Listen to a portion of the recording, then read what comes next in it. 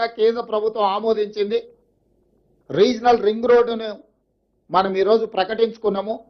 Outer ring road 162 కిలోమీటర్లు ఉంటే నగరం చుట్టూతా ఒక అభివృద్ధి వలయంగా, రీజనల్ రింగ్ రోడ్డు దాదాపుగా ఒక 360 కిలోమీటర్లతోని రెండవ మణిహారాన్ని తెలంగాణకు మనం ఈరోజు తయారు చేసుకుంటున్నాం. దీన్ని పెరి అర్బన్ రీజన్ ఎకానమీ కింద ఈరోజు మన పాలసీలో మనం తెచ్చుకోబోతున్నాం. పెరి అర్బన్ రీజన్ ఎకానమీ అంటే ప్యూర్,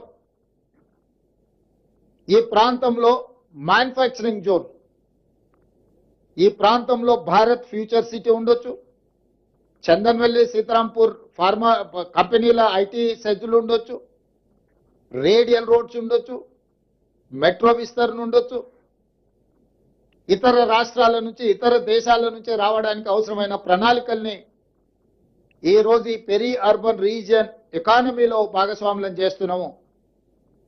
దీన్ని షార్ట్ ఫామ్ లో ప్యూర్ అని మనం పిలుచుకోదలుచుకున్నాం.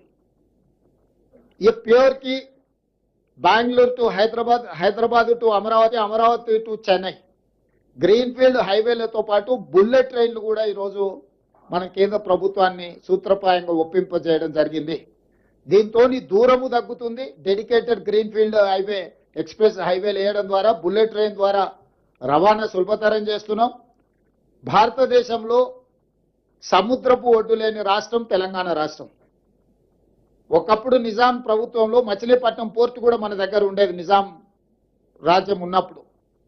ఈరోజు మనం మచిలీపట్నం పోర్టు కూడా ఈరోజు కనెక్టివిటీ డెవలప్ చేస్తున్నాం. తద్వారా ఈ మ్యానుఫ్యాక్చరింగ్ జోన్లో సొంత దేశాలే కాకుండా విదేశాల నుంచి కూడా పెట్టుబడులను ఆకర్షించడం ద్వారా ఈరోజు అభివృద్ధి ప్రణాళికలు సిద్ధం చేస్తున్నాము. ఇవాళ తెలంగాణ రాష్ట్రంలో ఒకే ఒక ఎయిర్పోర్ట్ ఉంది, ఇంకా ఎయిర్పోర్ట్లు రావాల్సిన అవసరం ఉంది. పారిశ్రామికవేత్తలు అడుగుతున్నారు. అందుకే వరంగల్లో ఒక అంతర్జాతీయ స్థాయి ఎయిర్పోర్టు నిర్మిస్తున్నాం, ఆదిలాబాద్లో ఎయిర్పోర్ట్ నిర్మించాలనుకుంటున్నాం, భద్రాద్రి కొత్తగూడెంలో ఎయిర్పోర్ట్ నిర్మించాలనుకుంటున్నాం, రామగుండంలో ఇంకొక ఎయిర్పోర్ట్. అంటే రాబోయే రోజుల్లో తెలంగాణ రాష్ట్రానికి అదనంగా 4 కొత్తగా ఎయిర్పోర్టులు మనం తెస్తున్నాము. ఏ రాష్ట్రమైన అభివృద్ధి చెందాలి అంటే ఆ రాష్ట్రానికి సులభతరమైన రవాణా వెసులుబాటు ఉండాలి. దానికోసం ఇతర రాష్ట్రాల నుంచి గ్రీన్ఫీల్డ్ ఎక్స్ప్రెస్ హైవేలు నిర్మిస్తున్నాం, ఇతర రాష్ట్రాల నుంచి బుల్లెట్ ట్రైన్లను నిర్మిస్తున్నాం, ఇతర దేశాల నుంచి ఉత్పత్తి చేసిన వస్తువులను తెచ్చుకోవాలన్నా, మన రాష్ట్రంలో ఉత్పత్తి చేసిన వస్తువులను ఇతర దేశాలకు తరలించాలన్నా సముద్రం ఉండాలి. కార్ల పరిశ్రమ రావాలంటే, తయారు చేసిన కార్లు ఇతర దేశాలకు తరలించాలంటే సముద్రం ద్వారానే తరలించగలరు.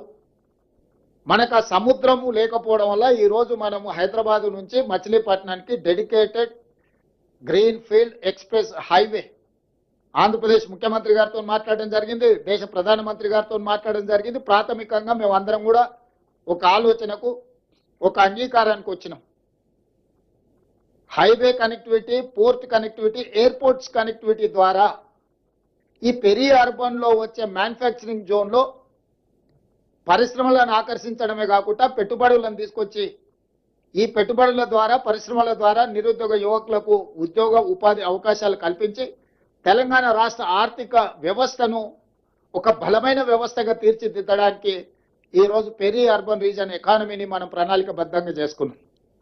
ఇక మూడవది regional ring road outside Telangana border, rural agricultural reason economy.